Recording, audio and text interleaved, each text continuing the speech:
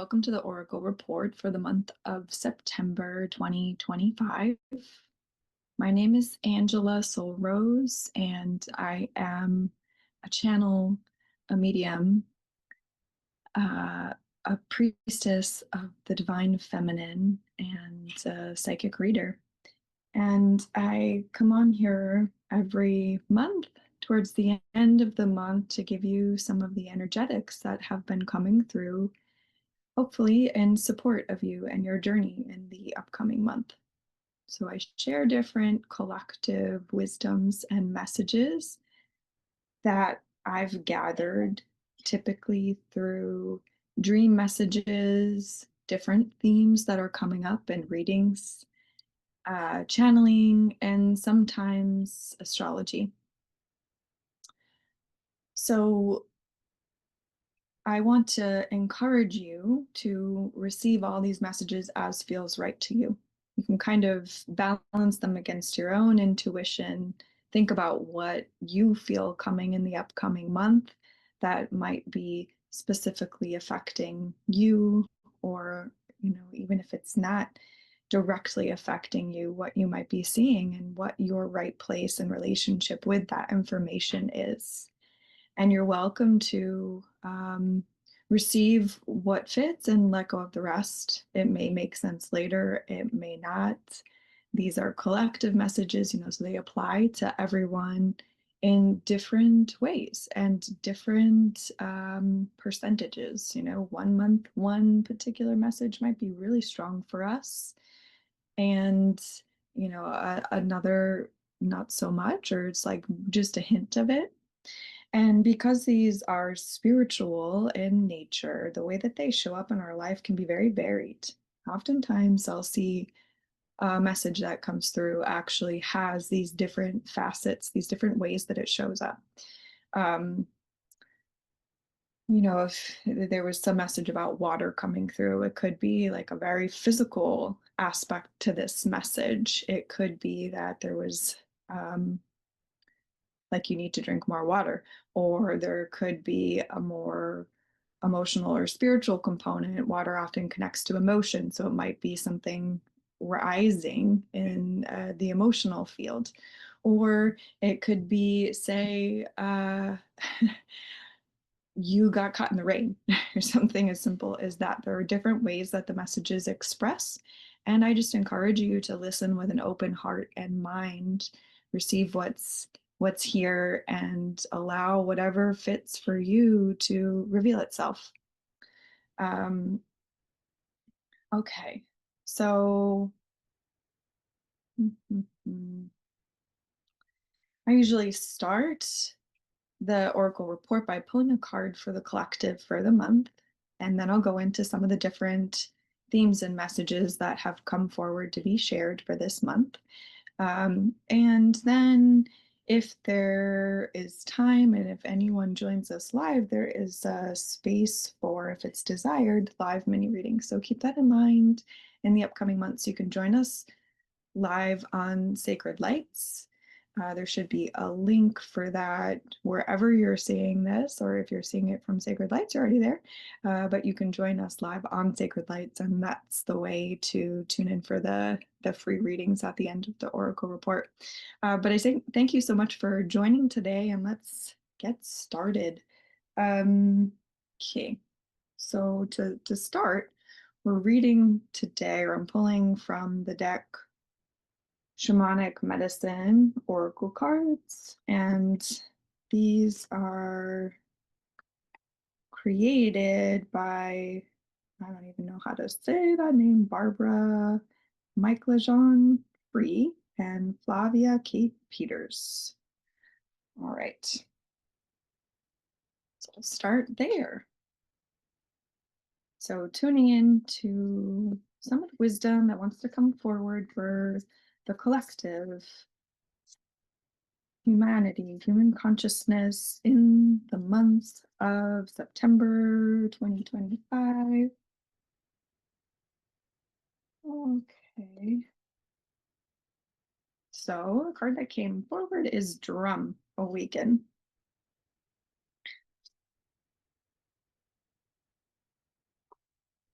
And I'll just take a moment to read the description to you.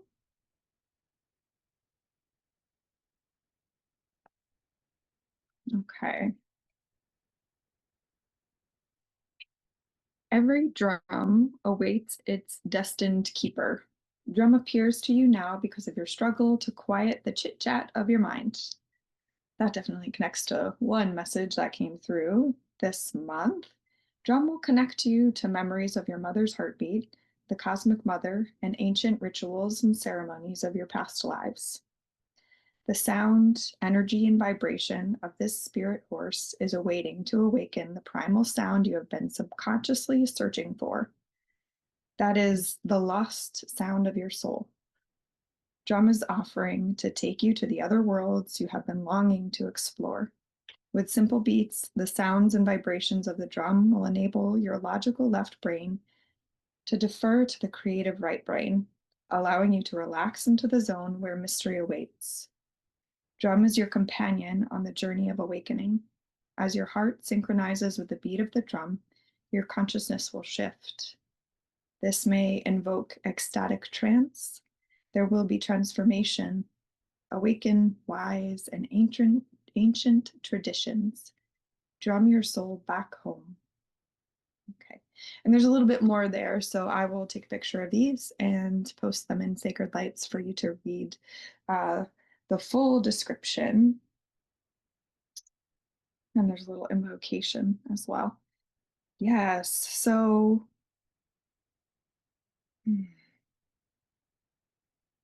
I love how that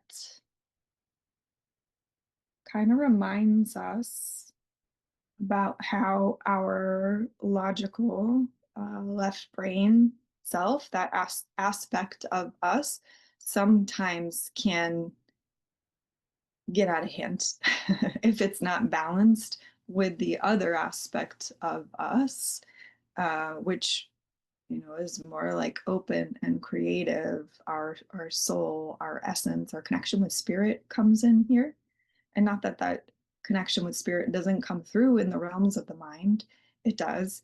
But when it's out of balance with the more right-brained creative aspects and our connection with the divine and dream time and the subconscious, and we're kind of leaning too much into the linear rather than the extra linear, the extra dimensional, um,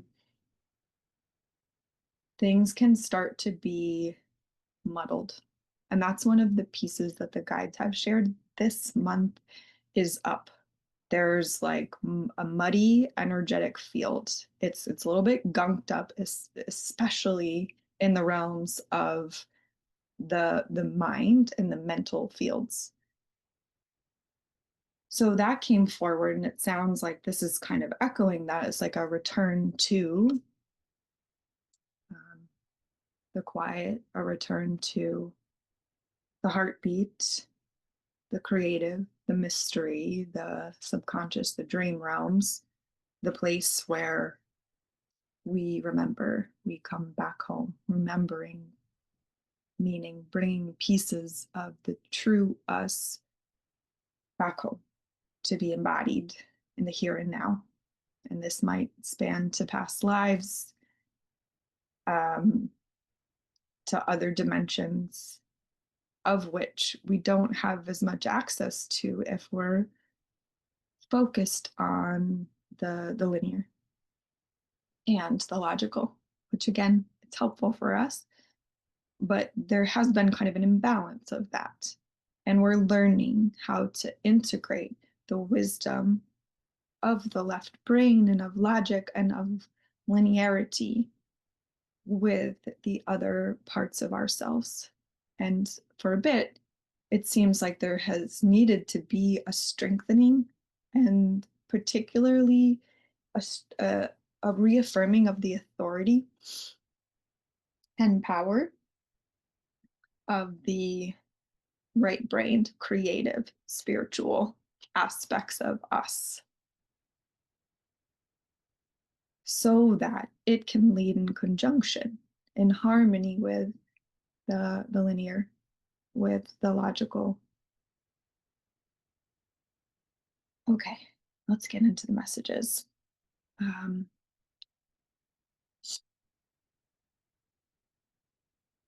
so one of the first messages that I'd like to share is this idea of, that was coming through in the words of eyes on the long game is how it was brought through. Um, and I believe this one came through in a few different readings, as well as some other places. And they were talking about the importance of us kind of looking further into the future than we have been, and what is really important when we're looking into the future. Like, is it important to gather safety from the future? Was one of the pieces that they brought up. So sometimes maybe folks come in for a reading because they are feeling just out of sorts with their true self. You know, when we're feeling centered, there's this sense of like peace and clarity. And even if we don't know the entire picture, we're like, okay, I'm on the right track. And a lot of times that's what readings offer, is helping us remember that we are on track, or see the ways that maybe we've gotten off track, or we've been not listening to our truth, or not enacting our truth and our love in our life. Um, However, there's this tricky place where it's like, are we coming to a reading because we're like so stuck in fear? So we're looking to our future to, like, is everything going to be okay? Am I okay? But actually, we're okay right now. You know, it's from the present moment. It's from being connected that helps remind us that we're okay, regardless of what we're interacting with.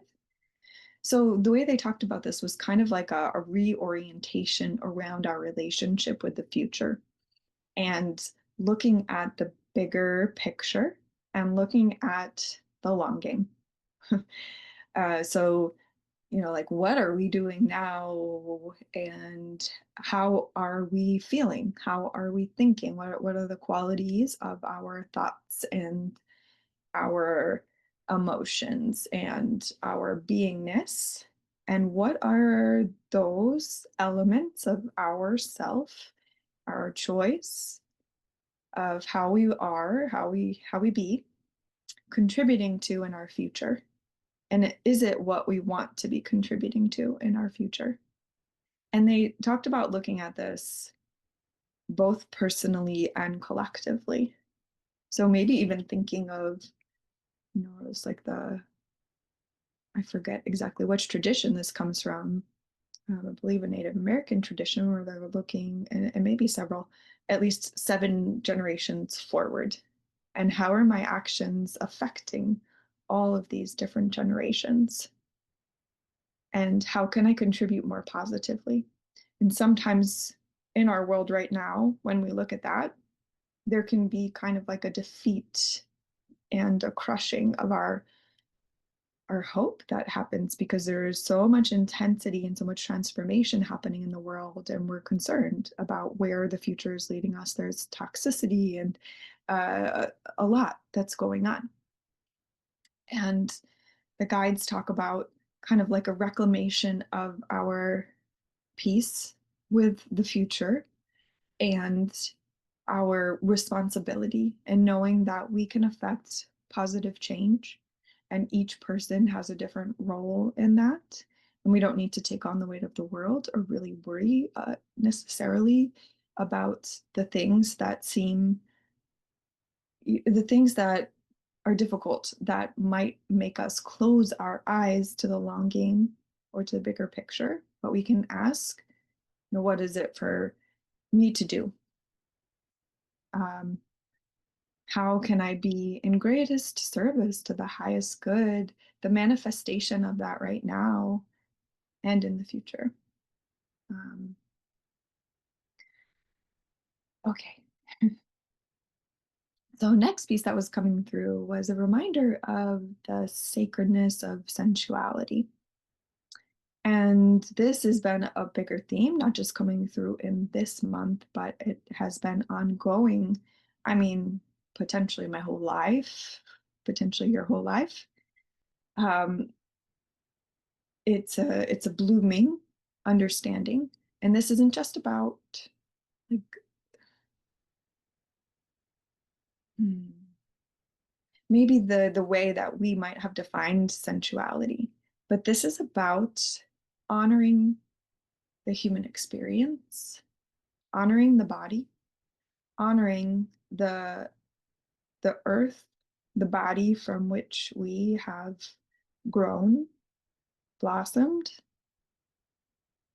the lineage of the human consciousness and the human body that's been held by the material world, honoring what is sacred, because there has been this somewhat of a split that has happened where we don't always see how these two pieces come together of our sacredness, our light, and of spirit and the physical world.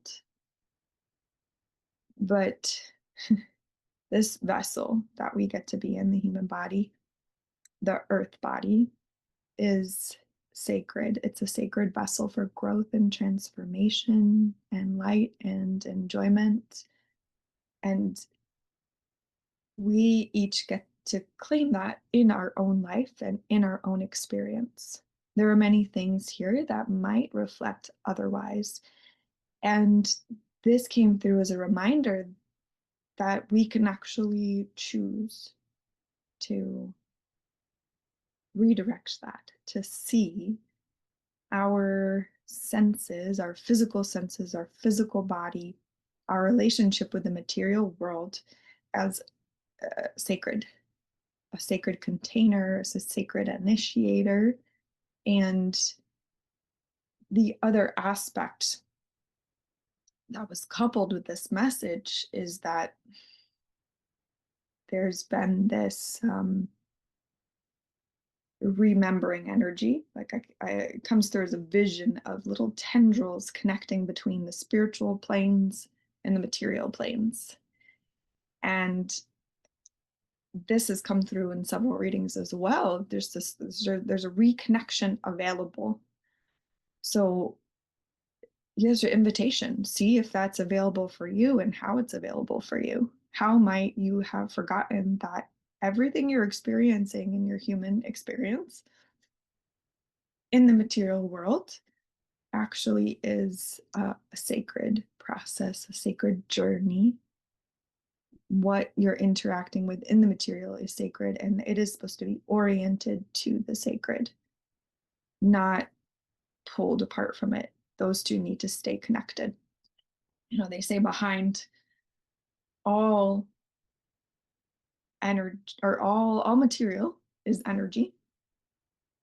So there's spirit, there's a non-physical. Spirit is, as I understand it, defined as like this, it's the non-physical. And that is what is behind all matter. It's behind everything. It's everywhere. It's not removed from, it's not separate from, it's informing our material world. And this doesn't make the material world less than, but there has been a viewpoint that has positioned the material world, positioned the Divine Mother, positioned Earth as less than, something to take from, something that just can't possibly be these higher spiritual states. But they are meant to be connected. And part of what this message was is like, how is that reconnecting for me this month? What can I have my eyes open to allow and make that process easier, and maybe be a bit like compassionate towards myself for the ways that it hasn't been a connected experience, or compassionate towards others and what I'm seeing in the world. Because if we start getting into this place about suffering about it, in terms of others' unconsciousness or our own, this is going to throw us off and keep those connections pulled apart. So we want to come into wholeness with it, and acceptance, compassion are ways that we can start to do that. Gratitude, reverence, trust. Okay.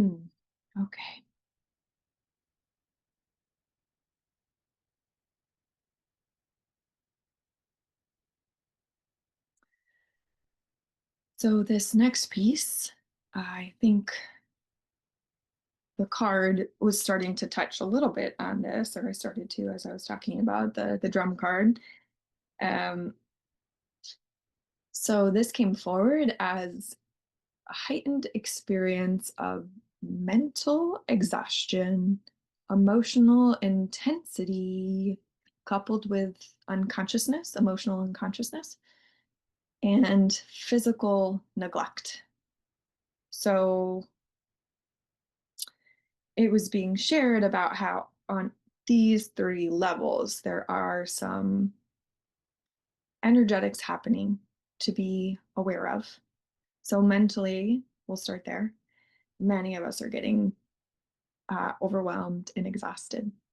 And to the point where it's like there are very normal things I used to be able to show up to that I just don't have the energy for. And uh, they talk about the guides, the creation of this coming from several different sources. And one really is just the times. So remembering that and being watchful just to like blame something.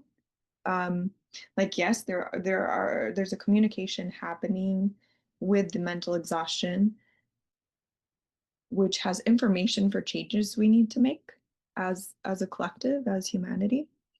And some of those changes we aren't able to make, and some we do have some power in it or some role, or we can take care of ourselves in knowing the dynamic that we're in. So another kind of source would be just the incredible amount of information that is everywhere. Um, and also the quality of this information at times, the source of it. There's just a ton of competing information. There's sensory information, and there's all types of information and coming from all different places. Yeah, a lot of times competing or contradictory. And this is like, even if we're not taking this in, and especially for those of us who are sensitive, we can feel it in the mental field that's around us. And this on its own, even if we're like, hey, I've cleared out the input coming in, and I still feel like oh, a little exhausted.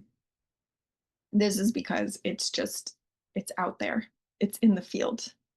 Um, so that's one place. And then there's also they spoke of levels of toxicity electrically and magnetically, and levels of it's just like they show me this meter to measure something, and it's basically like the meter is full and exploding, and that's the energy levels electrically and magnetically. And there are things that are actually, even if they weren't at the high levels, not really healthy for us. So this, hence the word toxicity. But there are also things in the mix that aren't necessarily unhealthy. It's just the meter is up here. The amount is like uh, through the roof. Um, Yeah, and I've spoken other months, I believe, about ways to work with the electric energy and the magnetic energy so that we can feel balanced and nourished personally and stay in a clear, aligned place. Um, I'm not going to go too deep into that, but I will share what came through for this month to pay attention to.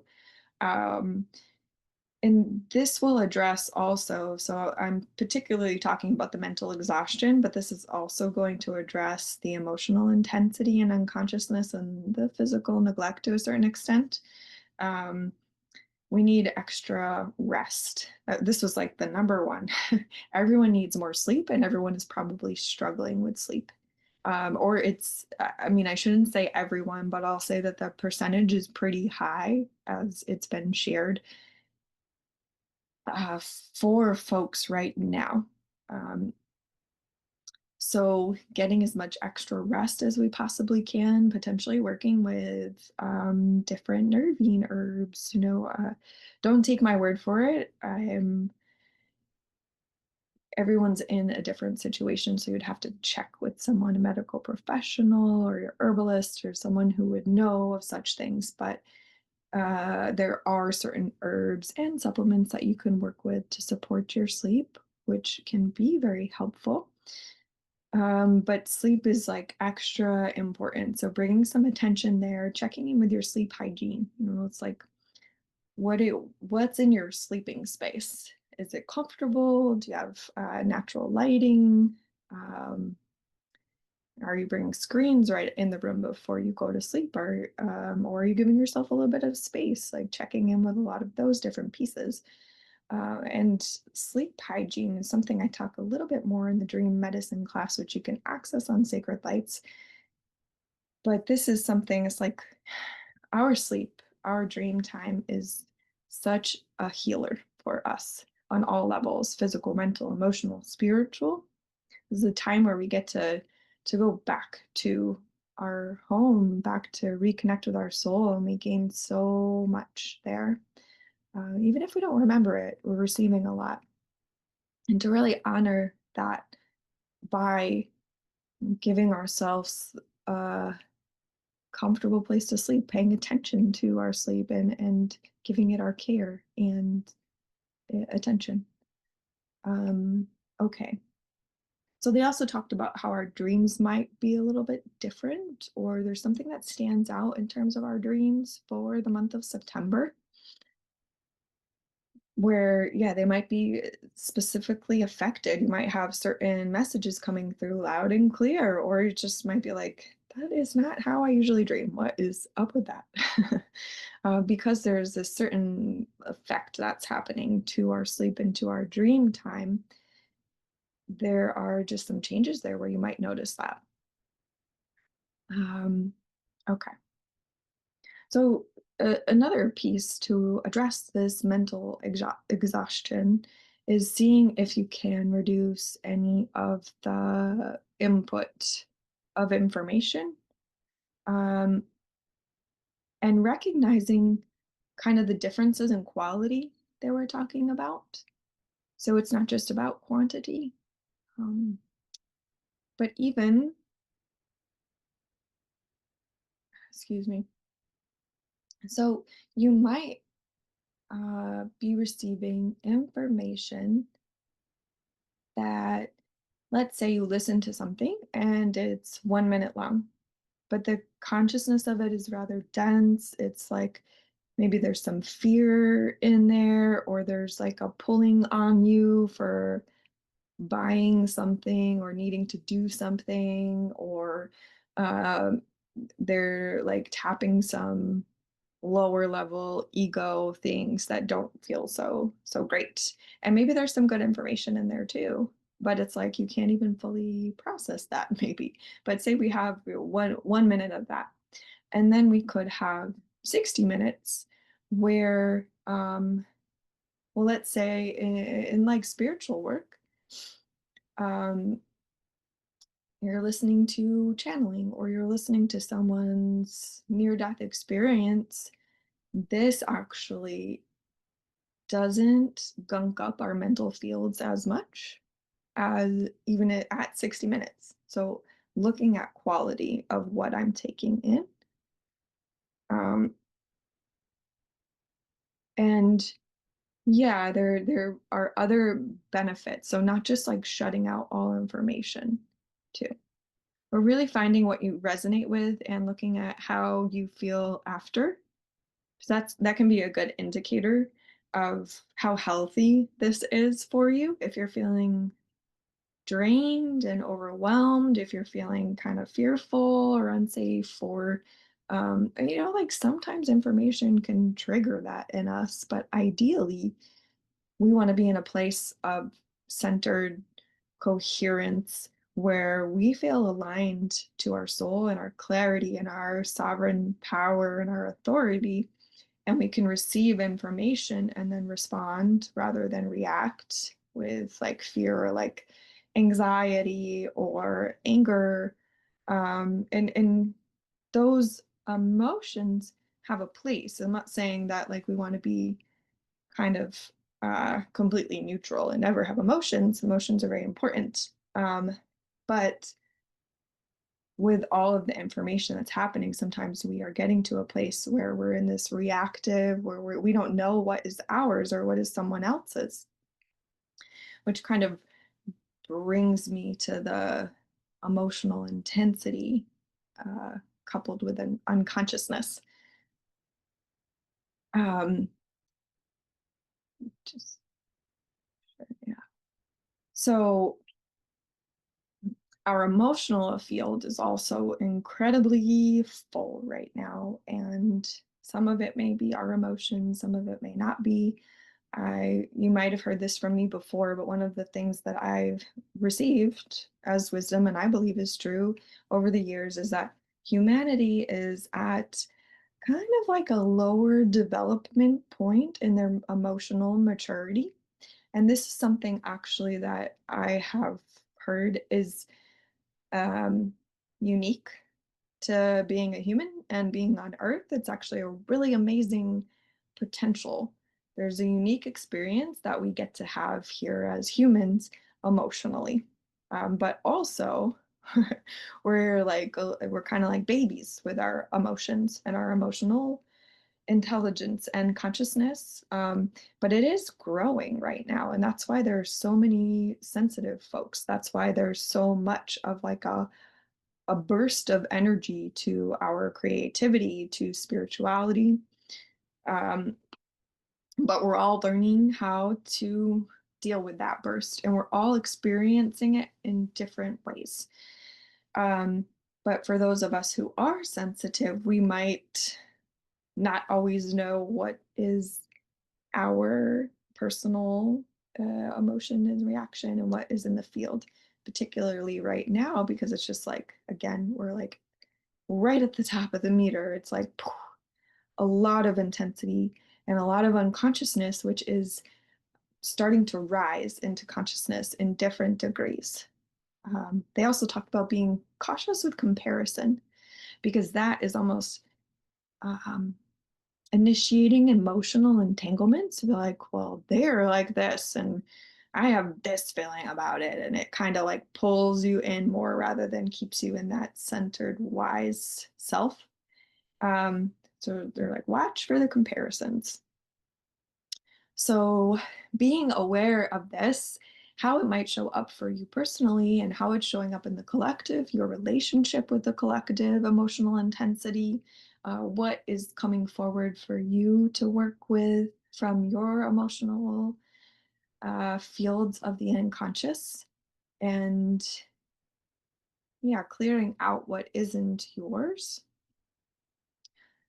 Um, and finding ways to get back to the place where you feel like you're in your wise self and you can respond rather than react. So, what they talk about as important for that, and again, this applies to the mental exhaustion, this applies to the physical neglect piece as well. Um, they want us to come into silence more. And this is an invitation for the month of September. How can I come back to quiet, back to silence, maybe even if it's a couple of minutes a day, more if it feels good, but whatever you can do. Um, but something about this is going to help us to clear through in our personal fields and only hold on to things that really should be there, and also know how to respond to what's in the greater collective and not feel kind of overwhelmed and crushed by that. They also talk about the need to listen, and this listening, what they say this month right now is it starts with ourselves. We're like really listening to the wisdom within, listening to find like the deep truth. And I believe this also is to listen on the outside, but I feel for now they're saying just listen within. Just build that relationship of listening to yourself, creating that quiet and that silent space for it to just emerge. So you're not um, like kind of eager to receive. You're like, okay, what is it? It's more just a spaciousness. I'm just allowing. I'm not attached to what I hear or don't hear, or how this information comes through. I'm just allowing it. That's what it needs, is what they're saying right now.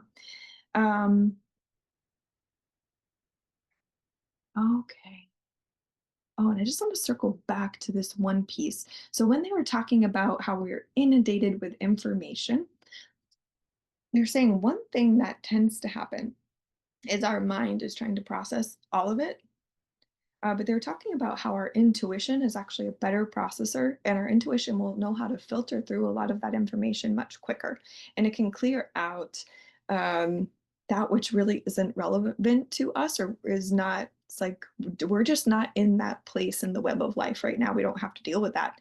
So holding on to that or trying to process it or figure it out is actually just taking energy, and that will allow us to feel drained. So they talk about listening more with the intuition and trusting rather than feeling like you need to kind of like process every bit of information. Um, okay.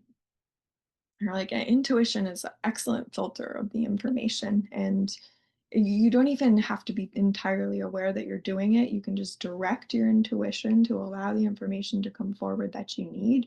You can like half listen to something, like you can half listen to a channeled message, or and again, like that would be at a different energetic and spiritual quality than like a 1 minute ad. So it's going to overwhelm you far less anyway. And then your intuition can filter through like what you need to focus on right now. And you might go back to it later too, and that's okay. Um, okay.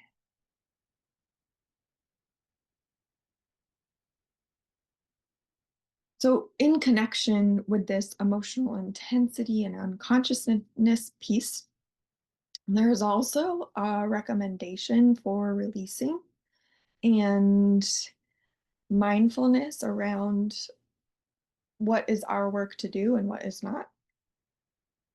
I don't want to go too far into that, but basically bringing some eyes to like what is actually mine here and what isn't, and then doing the part that is yours and not worrying too much about the other pieces. Um, and okay, so the part that is yours. One second. Mm, yeah, and there was this statement that came through with that. It's like only we can carry ourselves. We're the ones who have to actually do the work. We can get support, we can get reflections, we can get all sorts of things that we can choose to have in our life to help us. But it's us who take the steps. It's us who know our own path best. It's us who need to lead with our sovereign self and our wisdom as we go forward. And there's kind of like a bit of energy to like empower us to be in that place, and that will help us with our own emotional fields and the emotional intensity that's in the world right now, and understanding how to evolve that, how to evolve the human emotionality to the next level that's being called for in the way that we are meant to. Because again, everyone has a different role in this and a different place in it and different growth level within the whole web of life. So we're just tending to what is ours and what we feel called to work with. Um, so releasing was a piece of this too. And like one of the elements of this releasing is releasing the pieces that are not our work to do, and taking responsibility for what is ours to do. But they were particularly talking about, was it like, it's anger, judgment, and frustration, really gunking up the emotional fields, and working with these two elements. So the taking responsibility for what is ours in that, like where do I feel angry about something and what is that showing me? Like what work do I need to do to allow that emotion to be integrated into a wise response and a wise way of being rather than like a reaction that actually just entangles us more and gunks up the field more. What do we need to look at there, take responsibility for? And then what do we need to release? What is really maybe not our work to do? And we just kind of have to make peace with that. It takes a lot of trust. Sometimes we are meant to respond to someone else who's feeling really angry, or just to not react ourselves when we see that. So that's like another important component. It's like you might be out witnessing that in the world and being mindful to just like come to a peaceful place with it and trust that they have their own path, they have a thing working out. And just because you're witnessing it doesn't mean necessarily that you have to like jump in and save things or fix things or tell them how wrong they are. Like we don't want to get ourselves into a place of like reactionary judgment and anger and frustration with folks. As much as we can come into a place of right relationship with all the energies, right relationship with others, and compassion, and trust. That's also a really important piece. Okay.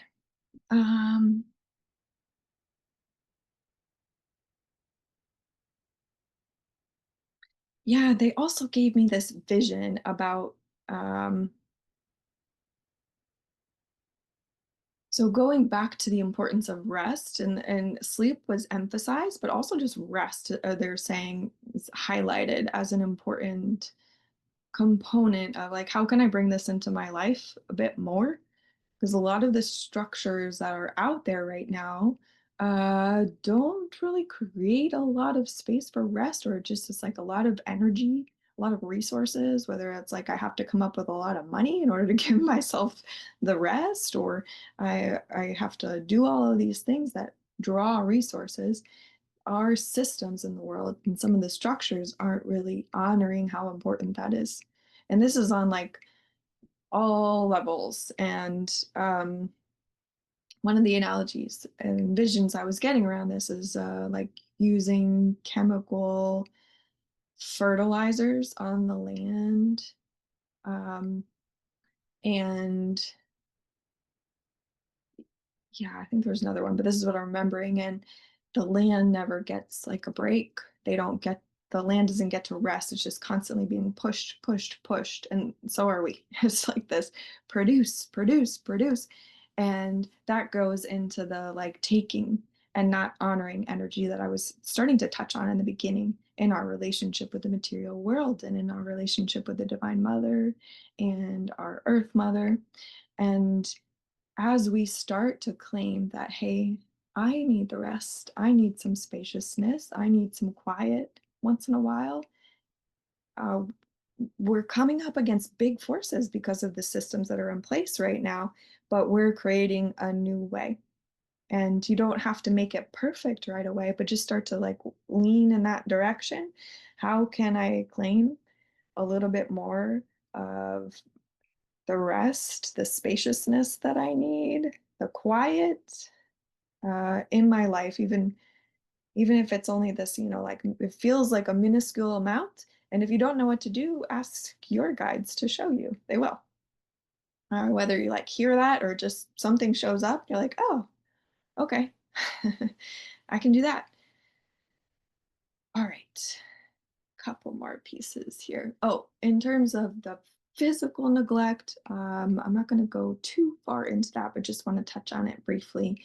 They're talking about how just like tending to our body's needs, and this is connected to tending to our emotional needs and our mental needs as well. And this is also connected to the sensuality as sacred, the body as sacred, but how can we give ourselves space um, to tend and listen to our bodies and what we need? Um, there's so much that we ask of our body. And even if we can just create a little bit of space in the month of September to honor all that our body does for us, all that the material world does for us, this will help us to stay in alignment, to not, or have less like weird things showing up in our physical body that drag us down. Because when those are coming, a lot of the times it's the body being like, hey, I'm here. I matter in this journey. You got to listen to me too. So, in giving ourselves that spaciousness, the journey with it can just be a little easier and where you might not get knocked off your feet. And if you do, like, okay, it's all right. It's just the body's way of bringing you back into balance. So, honor that too, rather than getting frustrated if you get sick or like have an injury or something of that sort that you need to tend to. Okay, what else here? All right. So next message that was coming forward is the need to honor what people show you of where they are at, of who they are and what they're working with, and not in a way that is judgmental, but a way that is informed. So for some of us, maybe others more so, it we might take people's word for it, or we base this our relationship with them on what they tell us, or it's like maybe we base a little bit too much of our interaction with them based on what they tell us. But there is just this like it would be helpful for all of us to pay attention to how much of a percentage we base uh, in our relationships on what people are telling rather than what people are showing. And they talk about some element being up, and this one came through in a few readings as well, where we have to be watchful and we don't always need to confront these things. This is a piece that was shared. It's like, okay, maybe you will feel reconciled about the difference between what you're seeing and what someone is telling you if you can address it directly with them. And that might be one way that you could feel reconciled about it, but it's not the only way. And sometimes it's not available. There are folks who just don't have the consciousness level in order to kind of give that to us. um, Particularly like when this happens, that's actually pretty common because they don't have the consciousness level in themselves to reconcile these two aspects of maybe who they want to be or um, who they think they have to be with who they actually are or how they are actually showing up and the choices they're actually making. So if they're struggling with that, then it's like potentially you confronting that might change something, but not necessarily. So it's like this being watchful of where we might be going to them to reconcile or to work that out, rather than finding that for us in ourselves. Like, okay, let me find reconciliation and peace with this difference that I'm noticing by like working through it, leaning into my intuition and looking at how much am I basing this relationship and my way of being with them, my boundaries, my choices about my energy on what they're telling me that keeps not being true. Or I'm seeing the opposite. Um, so as we look at that, we can come to a place of peace within ourselves. Like, okay, well, that's how they're showing up. This is what I need in this kind of an instance. I'm going to trust how they're showing up, and what people reveal about themselves rather than, maybe their higher mindedness about things. I'm going to listen to that. And then from there, redirecting the focus to ourselves. So, like, what might that tell us about what boundaries we need to set about ourselves? Or what might that tell us about our proclivity to reaction?